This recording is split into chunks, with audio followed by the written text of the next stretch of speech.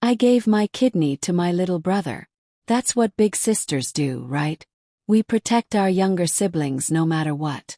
But I never imagined that while I was unconscious on the operating table, he was already planning how to destroy my life. 3 days after the surgery, while I could barely walk, he showed up with papers that would make me homeless. The pain in my side was nothing compared to what those papers said. Then a doctor I'd never seen before burst through the door, her face red with anger, and the words that came out of her mouth made my brother's confident smile disappear instantly. What she revealed would shatter everything I believed about family. But wait, before I tell you what happened, drop a comment below. Would you give your kidney to save your sibling? I need to know I'm not crazy for trusting someone with my own blood. My eyes opened slowly. Everything looked blurry and white. The room smelled like cleaning chemicals mixed with something sweet and sickening. Beeping sounds filled my ears, steady and annoying. Then the pain hit me like a truck. It started in my right side, spreading like fire across my belly. I tried to sit up, but my body felt like it weighed 1,000 pounds. I was so weak I could barely lift my head off the pillow. A plastic tube was stuck in my arm, connected to a bag of clear liquid hanging above me. When I turned my head to look around, even that small movement made me want to cry. The window showed dark clouds and rain hitting the glass. Seattle weather in November. Cold, wet, and miserable. Everything felt wrong. Then I remembered. The hospital. The surgery. My brother Matthew standing next to my bed before they took me in. Tears running down his face, holding my hand so tight it hurt. "Sarah," he had whispered, his voice shaking. "You're the best sister in the world. You're saving my life." I remember the doctor counting backwards, 10, 9, 8, and then nothing. Now I was here, alone in this cold room with machines beeping and pain shooting through my body. I looked down at my stomach. Under the thin hospital gown, I could see white bandages wrapped around my middle. Somewhere under those bandages was a long cut where they took out my kidney. My kidney for Matthew. My baby brother who was dying from kidney failure. The doctors said he wouldn't make it without a transplant, and I was a perfect match. What kind of sister says no to that? I pressed the button next to my bed. My finger shook badly. A few seconds later, the door opened and a nurse walked in. She was older, maybe 55, with kind brown eyes and dark hair pulled back in a ponytail. Her name tag said Jennifer Martinez, RN. "Miss Carter," she said softly. "You're awake. How do you feel?" "Like someone cut me open and took something out," I said.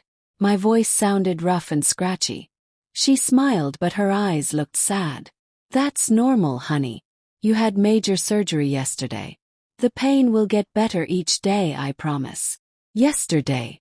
I had lost a whole day of my life. "Where's Matthew?" I asked. "Where's my brother?" Something strange happened with her face. Just for a second she looked upset, then it was gone. "Your brother is recovering on a different floor, Miss Carter," she said quietly, checking the 4 bag and avoiding my eyes. "He's doing fine. Can I see him?" I asked. "Not yet, sweetheart. You both need rest." That made sense. We had both just had huge surgeries. Course they'd keep us apart for now. Matthew was okay. That was all that mattered. I thought about the last 3 years since Mom died from cancer. How empty our childhood home felt without her laugh filling the rooms. How quiet dinner times became. Matthew had moved to California for work, and we only talked on holidays. Until 3 weeks ago when he called me crying, telling me he was sick, that he was dying, that he needed me. I didn't think twice. I said yes immediately because that's what family does. I looked down at the bandages, at the place where part of me was missing now. It hurt so bad, but it was worth it. My little brother would live. That's all that mattered to me. But when I looked up, Nurse Jennifer was still standing by the door, watching me with this worried look on her face, like she knew something terrible that I didn't. She opened her mouth like she wanted to warn me, then closed it, shook her head and walked out. I stared at the closed door. Something felt off. The way she looked at me, like she felt sorry for me. But why? 2 days crawled by like torture. Day 1 blurred into day 2. Doctors came in and out. Nurses took my temperature and blood pressure. Everyone smiled those fake hospital smiles and said the same thing over and over. "Your brother is doing great, Miss Carter. He's resting." I asked everyone who walked through that door. The young doctor with messy hair who looked like he hadn't slept in days. The nurse who brought me water and apple juice. Even the lady who cleaned the bathroom. Where was Matthew? When could I see him? The answer never changed. Soon. He's resting. He's fine. But soon never came. The pain in my side became something I got used to. A constant ache that got sharper when I moved. By the second morning they made me stand up and take little steps around the room. A physical therapist with a clipboard told me to walk to the door and back. I did, even though every step felt like knives stabbing my side. I didn't care about the pain. I just wanted to see my baby brother. At night, the hospital was too quiet. I couldn't sleep. I just lay there listening to machines hum and beep, watching rain slide down the window. Seattle looked gray and sad. Thought about Mom. She died 3 years ago, and after that, Matthew and I drifted apart. He stopped calling. Stopped visiting. I told myself he was busy with his new job in San Francisco, that he was dealing with grief in his own way. Months turned into a year, then 2 years, until 3 weeks ago when he showed up at my apartment door at midnight, crying so hard he could barely breathe, telling me he was dying, telling me he needed me. And for the first time in 3 years I felt needed again. On the second afternoon, they moved me to a different room on the 3rd floor. Smaller, quieter, just one bed by a window. The view was the same. Rain, gray sky, a city wrapped in gloom. Nurse Jennifer came in around 3 o'clock. She helped me sit in the chair by the window, moving slowly and carefully. Her hands were gentle but her face still had that troubled look. "Nurse Jennifer," I asked quietly, "when can I see Matthew?" She stopped moving. Her eyes dropped to the floor. "Your brother will visit tomorrow, Miss Carter." "Tomorrow." Relief flooded through me. "Thank you," I whispered. She nodded but didn't smile. She walked toward the door, stopped, and for a moment I thought she would tell me what was wrong, what she was hiding. She didn't. She just left. I sat by the window as the sky got darker, watching the city lights turn on one by one. Christmas decorations blinked in store windows. Red, green, gold lights everywhere. The world was getting ready for the holidays. Families getting together. Tomorrow I would see Matthew. Tomorrow I would hug him and tell him I loved him. Tell him it was all worth it. I smiled for the first time since waking up. Tomorrow. I had no idea tomorrow would destroy my entire life. The 3rd day came with dark clouds and heavy rain. I woke up before sunrise, watching the window, waiting. The nurses brought breakfast but I couldn't eat. My stomach was tied in knots. Not from pain but from excitement. Today I would see Matthew. I sat in the chair by the window with my hands in my lap. I had practiced what I would say. How I would tell him the pain didn't matter. That I would do it again in a heartbeat because that's what big sisters do. The clock on the wall ticked past 10, then 11, then noon. Finally, just after 12:30, the door opened and Matthew walked in. For 1 second my heart jumped. I tried to stand up, reaching for him. "Matthew!" But he didn't move toward me. He stood in the doorway wearing an expensive dark blue suit I'd never seen before. His hair was perfectly styled. His shoes looked brand new and shiny. He looked like he was going to a business meeting, not like someone who just had major surgery. I looked at his side, his stomach, waiting to see bandages. There was nothing. "Where's your bandage?" I asked, confused. He didn't answer. Just looked at me with eyes that were cold. Me. Like he was looking at a stranger. Then I saw them. 2 people walked into the room behind him. A woman in a black suit, maybe 40 years old, carrying a fancy leather briefcase. And a younger woman with long blonde hair who was staring at her phone, not even looking at me. "Matthew," I said slowly, fear creeping into my voice. "Who are these people?" The woman in the suit stepped forward. Her smile was professional and sharp. "Miss Carter, my name is Victoria Reynolds. I'm your brother's attorney." "Attorney?" The word hit me like a slap. Attorney, I repeated. What? Why? Victoria reached into her briefcase and pulled out a thick envelope. She put it on the bed next to me. This is an eviction notice, Miss Carter. I stared at the envelope, then at her, then at Matthew. My brain couldn't understand what was happening. I don't understand, I whispered. You signed ownership of your apartment over to your brother before the surgery, Victoria said in a calm, businesslike voice. The property now belongs to him. The words didn't make sense. No, I said, shaking my head. Those were medical consent forms. I was signing permission for the surgery. Read the fine print, Sarah, Matthew said. His voice was flat, emotionless, like he was talking about the weather. I looked down at the envelope.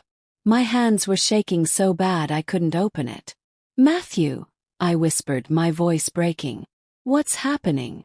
You're being moved to Evergreen Senior Living, he said like he was reading from a script. It's a care facility for people who can't take care of themselves. I already paid for 6 months. A care facility. He was putting me in a nursing home. I felt something break inside my chest. Not loud but quiet like ice cracking. But I gave you my kidney, I said, tears starting to fall down my face. I saved your life. Matthew tilted his head to the side. And for the first time I saw something in his eyes.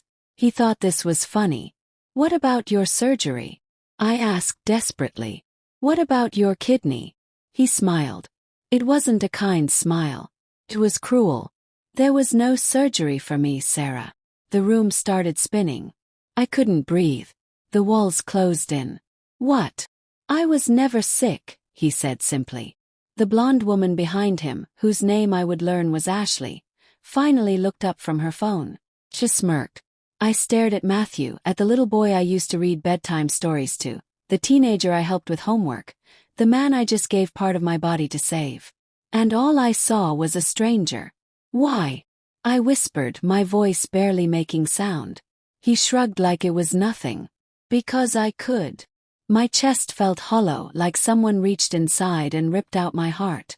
My kidney, my apartment, my brother, all gone. Victoria cleared her throat. Miss Carter, I suggest you review the documents carefully. She tried to hand me a business card. I didn't take it. Fell on the floor. Matthew turned to leave. Ashley followed, still on her phone. Victoria closed her briefcase with a snap. And just like that they were walking toward the door. I opened my mouth to scream, to beg, to say something, but no sound came out. Before the door could close, it slammed open again. A woman stormed in wearing a white doctor's coat over blue scrubs. Her red hair was pulled back tight and her face was furious. She wasn't looking at me. She was looking straight at Matthew with eyes full of rage. Stop right there, she said. Her voice cut through the room like a knife. Matthew froze. And for the first time since he walked in, I saw fear flash across his face. The woman who entered looked angry enough to start a fire. She stood blocking the doorway, her white coat moving as she breathed hard. Her green eyes were locked on Matthew with an intensity that made him take a step back. I'm Dr. Rachel Bennett, she said, her voice strong and clear. Head of transplant surgery at this hospital. Matthew straightened up, trying to look confident. Doctor, this is a private family matter. Organ trafficking is never private, Mr. Carter, she said. The words hung in the air like smoke. I didn't understand. I looked at Dr. Bennett, then at Matthew, confused. What are you talking about? I asked quietly. Dr. Bennett's face softened when she turned to me, but only a little.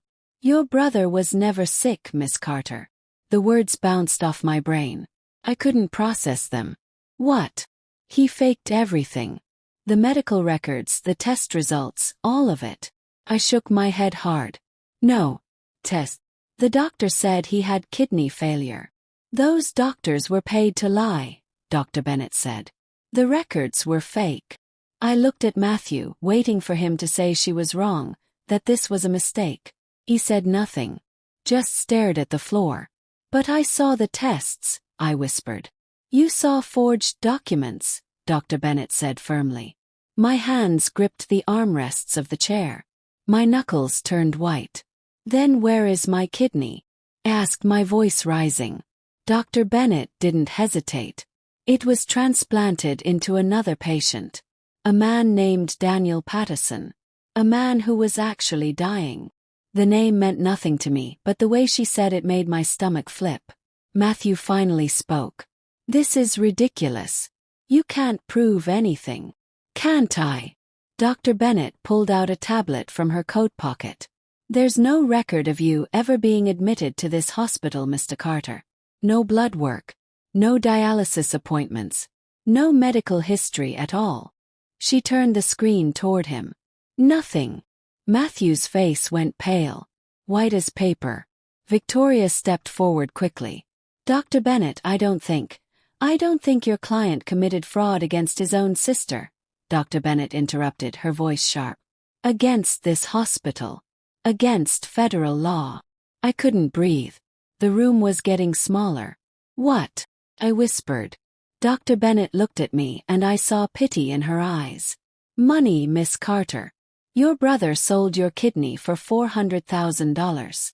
$400,000. The number was too big. Too impossible." I looked at Matthew. "Is that true?" He didn't answer. Just kept staring at the floor like a child caught stealing. "Matthew," I said, my voice cracking into pieces. "Is it true?"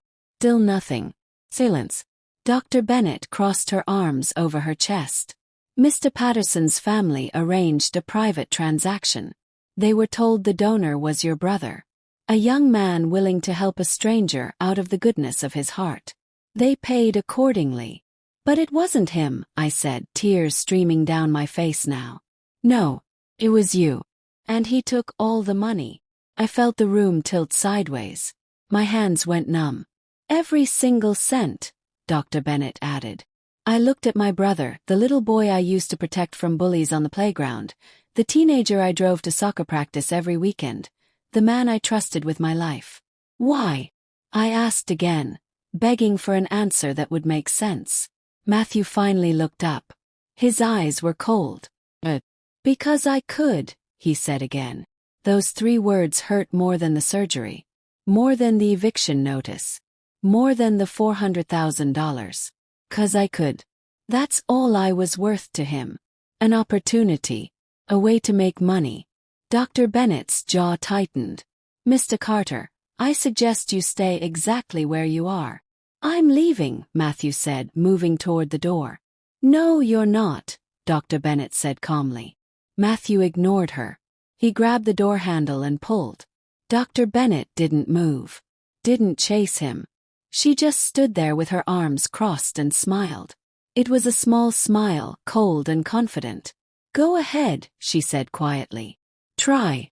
Matthew pulled the door open wide and froze. Because standing in the hallway were 2 police officers in uniform. Matthew took a step backwards. His face went completely white. Dr. Bennett's voice was calm, almost gentle. "I made a call before I walked into this room, Mr. Carter. Did you really think I'd let you just walk away?" Everything happened fast after that. The 2 officers stepped into the room. The taller one, Officer Martinez, had kind eyes. The younger one, Officer Chen, was bigger with a serious face. "Matthew Carter," Officer Martinez said professionally. "You're under arrest." Officer Chen stepped forward. He pulled out handcuffs. "Turn around, sir." Matthew looked at Victoria, at Ashley, at Dr. Bennett, looking for help for a way out. There was none. "Turn around," Officer Chen repeated, his voice firm. Matthew did slowly. His hands shook as they were pulled behind his back. I heard the click of metal. Saw the handcuffs close around his wrists. He turned his head, looked at me with tears starting in his eyes. "Sarah," he said, his voice cracking. "Please. Can explain. I'm your brother." I looked at him. At the person who used to be my baby brother. At the man who just sold my kidney for $400,000. And I turned my head away. I didn't say a single word. I just looked out the window at the rain falling on Seattle, at the world continuing without me. Officer Martinez took Matthew by the arm and led him toward the door. Ashley followed nervously.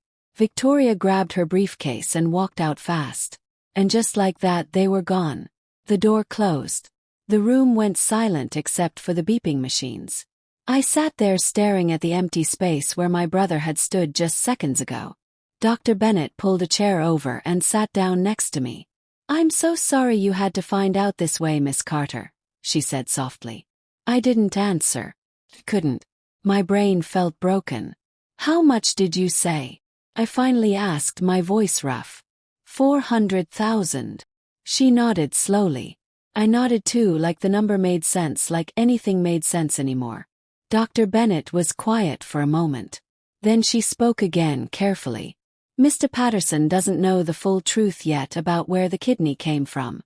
But he will soon. And I believe he'll want to meet you." "I don't want to meet anyone," I said, staring at my hands. She reached into her coat and pulled out a card. She placed it gently on the table next to my bed. "When you're ready." She stood up to leave. At the door she stopped and turned back. "Miss Carter," she said, "you saved a man's life today. Whether you meant to or not, that matters. That means something." Then she left too. I sat alone in the empty room. The machines beeped their steady rhythm. The rain kept falling. And somewhere in this city, my brother was being taken to jail. 3 days later, a stranger walked into my room. He was thin, pale, but his eyes were bright and alive. He stood at the foot of my bed and said 4 words that would change everything. "You saved my life." I knew who he was before he said his name. Daniel Patterson, Seattle tech entrepreneur. The man whose company created apps used by millions of people. The man who now had a my kidney. He looked thinner than in the photos I'd seen online. His face was pale and tired, but his eyes were warm and real. Behind him stood a younger woman in a gray coat. His daughter Emma, I would learn later. Quiet and watchful. "Miss Carter," Daniel said gently. "May I sit?" I nodded, not trusting my voice.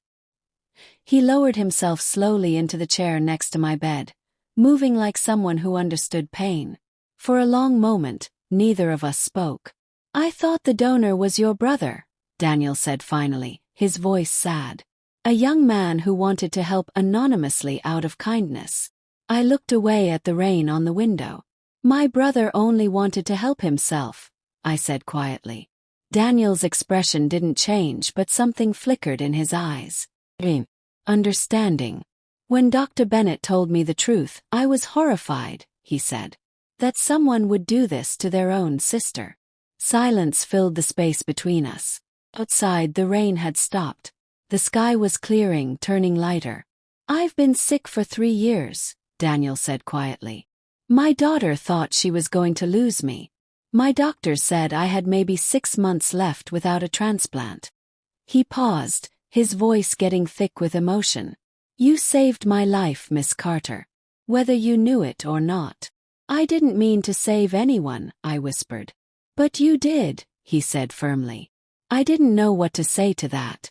How do you respond when a stranger thanks you for something you didn't choose? Daniel leaned forward slightly. "I know you don't have a home to go back to. But I do. And my daughter needs help managing my recovery. Someone patient. Someone who understands what it means to care for people." I stiffened. "I don't want charity, Mr. Patterson." "This isn't charity," he said, his voice strong. "This is gratitude. And maybe a second chance for both of us." I studied his face. This man didn't owe me anything. I hadn't chosen to save him. I'd been lied to, manipulated, used. But here he sat, offering me something I didn't even know I needed. Place, purpose, a reason to keep going. Emma stepped forward and placed a business card on the table beside my bed. Simple and elegant. "When you're ready, Miss Carter," she said softly. Daniel stood up slowly, wincing a little. "Think about it. You don't have to decide today." But we both knew I already had. I looked at this man, a stranger who owed me nothing and everything at the same time. And for the first time in days, I felt something other than betrayal and pain. Felt hope. "I'll think about it," I said. Daniel smiled, really smiled. "That's all I ask." He left quietly, Emma following behind. The room felt warmer somehow. Brighter. Less lonely. I picked up the business card. It was simple and beautiful. Just a name, a phone number, and an address overlooking Puget Sound. I didn't know it then, but that decision would save me. Not from being homeless, but from being alone. 3 weeks later, I was living in a house that wasn't mine, recovering from surgery that saved a stranger's life. The Patterson house sat on the waterfront with huge windows that looked out over the water. The view was beautiful. Boats sailed past. Seagulls flew overhead. Mountains stood in the distance covered in snow. I spent most mornings walking slowly through the garden, testing my strength, feeling the scar pull with every step. That afternoon, Emma found me by the window watching the sunset. "Detective Harrison is here to see you, Sarah," she said gently. He nodded. I'd been expecting this visit. Detective Michael Harrison was in his 50s with gray hair and tired eyes. He carried a folder under his arm and moved like someone who'd seen too many families destroy each other. Daniel appeared briefly, shook the detective's hand, then left us alone to talk in private. Harrison sat across from me and opened the folder on the coffee table. "We're building a case against your brother, Miss Carter," he said quietly. "I need to walk you through some of the evidence we've collected." He slid a printed text message across the table toward me. "Matthew to Ashley. She'll never figure it out. Easiest money I've ever made. 400,000 for one kidney. Should have asked for more." I stared at the words. They blurred through my tears. Harrison continued in his calm detective voice. "We have a timeline showing your brother began planning this 8 months ago. He falsified medical records. He bribed a clinic worker to fake test results. He even created fake doctor's appointments in the hospital system. And then there's this." He showed me another page. Bank statement. $400,000. Deposited 3 days after my surgery. Right there in black and white. I didn't say anything. What was there to say? Harrison leaned back in his chair, watching me carefully. "Your brother made mistakes, Miss Carter. He got greedy. He got sloppy. He left a trail. And now we have enough evidence to put him away for a very long time." I looked down at my hands. Young hands. Scarred hands. Hands that had trusted the wrong person. "Detective," I said slowly, my voice barely above a whisper. "Did my brother ever love me?" The question hung heavy in the air between us. Harrison was quiet for a long time. Then he sighed deeply. "I don't know, ma'am," he said honestly. "But I know he didn't respect you. And without respect, love doesn't mean much." He nodded. It was the answer I'd expected. Maybe the only honest answer there was. "The trial is set for 4 months from now," Harrison said, closing the folder. "Will you testify against him?" I looked at my hands again. At the scar running along my side under my shirt. At the life I'd given away without even knowing what was happening. "Yes," I said firmly. "I will." Harrison studied my face. "It won't be easy. You'll have to face him in court. Look him in the eye while you tell your story." "I know," I said. "But some truths need to be spoken out loud." Harrison stood up, tucking the folder under his arm. At the door he paused and turned back. "Your brother is going to prison, Miss Carter. The evidence is too clear. Too strong." I nodded slowly. "Good," I said quietly. After he left, the house felt colder. 4 months felt like 4 years. But when the day finally came, I was ready. Or at least I thought I was. The courtroom was colder than the rain outside. I stepped through the heavy wooden doors of the King County Courthouse and felt every pair of eyes turn toward me. The gallery was packed. Reporters with notebooks. Strangers who'd read about the case online. People who wanted to see the sister who gave her kidney to a brother who betrayed her. At the front of the room, behind the defense table, sat Matthew. He wore a dark suit. His hair was neat and styled. He looked normal. Respectable. He looked like a liar. Judge Patricia Morgan sat at the bench, silver-haired and stern-faced. Prosecutor Amanda Chen stood at the podium, her posture straight and confident. And behind me in the second row sat Daniel Patterson and his daughter Emma. They didn't speak. They didn't need to. Their presence was enough. Chen began speaking in a clear, strong voice. Your Honor, the evidence in this case is overwhelming. Emails, text messages, bank records. All of it points to a deliberate, calculated scheme to defraud the defendant's own sister. She nodded to Dr. Bennett, who stood from the witness area. The defendant was never sick, Dr. Bennett said clearly, looking straight at the jury. He fabricated his medical records. He bribed a clinic technician. He manipulated his sister into believing his life was in danger when he was perfectly healthy. Financial expert followed next. The money was used for luxury purchases. Tesla, a trip to Paris and Rome, designer clothes. The defendant did not use a single dollar for anything medical. The courtroom murmured. People whispered to each other. Then Chen turned to me. The prosecution calls Sarah Carter to the stand. My legs trembled as I stood. I walked to the witness stand, placed my hand on the Bible, and swore to tell the truth, the whole truth, and nothing but the truth. Chen approached me with kind eyes. Miss Carter, why did you agree to donate your kidney? I looked at the jury. 12 strangers who would decide my brother's fate. 12 people who didn't know me or Matthew but would judge what happened. Because he was my brother, I said, my voice shaking. And I loved him more than anything. Do you still love him? Chen asked gently. I was silent for a long time. I looked at Matthew. He wouldn't meet my eyes. Just stared at the table in front of him. I love the brother I thought I had, I said quietly. But that brother never existed. He was just a character Matthew played to get what he wanted.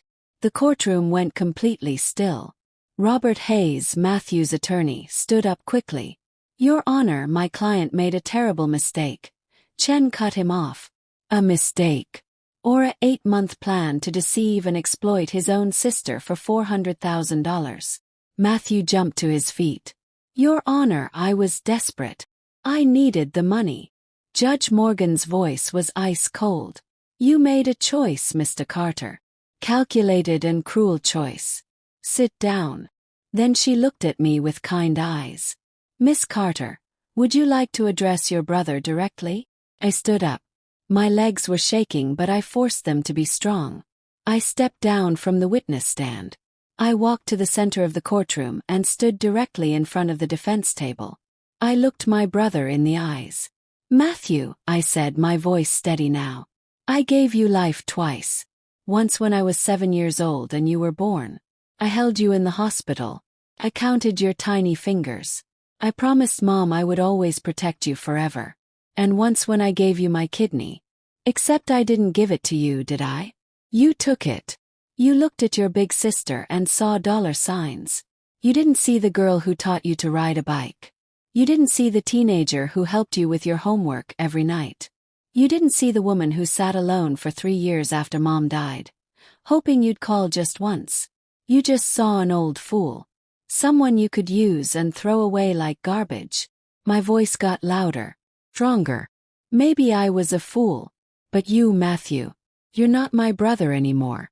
You're just a stranger who happens to share my blood. The courtroom was silent. You could hear people breathing. Judge Morgan spoke, her voice filled with authority. Matthew Carter, you are found guilty of fraud, elder abuse, conspiracy to commit unlawful organ transaction, and falsification of medical documents. I sentence you to 12 years in federal prison. No possibility of parole. The bailiff moved forward. Matthew's hands were placed in handcuffs again. He looked back at me one last time with tears streaming down his face. Sarah, please. Sorry. I'm your brother. But I had already turned away. Daniel's hand rested gently on my shoulder. And I did not look back.